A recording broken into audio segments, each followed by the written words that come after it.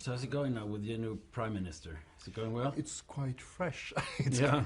But it's the first time it's a French-speaking prime minister since for 30 years. Then it's quite an event, but it will be a challenge. Yeah, of course. But it's complicated story. Let's work. Okay. It's okay for? Yes. Okay. Stellan, very pleased to meet you here in London.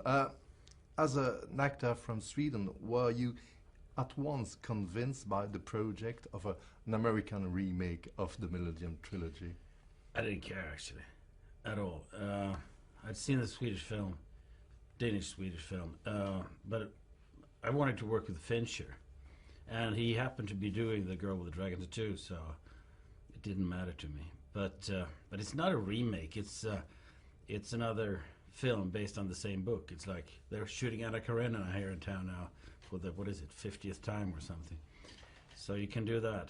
And it's not like they're doing a remake of a Bergman film or something like that. The choice of Fincher are really interesting because he chose to keep the plot in Sweden and not to transfer in the States or in Great Britain and so on. And he chose also to keep the violent and very provocative scenes. Were you convinced by the script and by his way of thinking this book?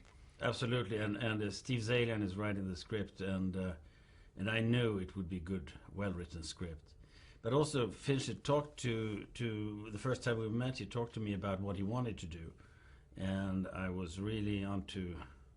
He wanted to make a film for adults, and he said it's very rare that you get the possibility to make a film with this budget for people over 13. And it's quite unusual in Hollywood today. Yeah, it is. Can you compare the? Of course, it's not only a question of scale of production, the work, the method in the States and in the European cinema. What you feel? What difference you see?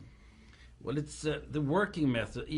I mean, really, the big difference is between the big Hollywood productions and the independent films, whether they're American or not.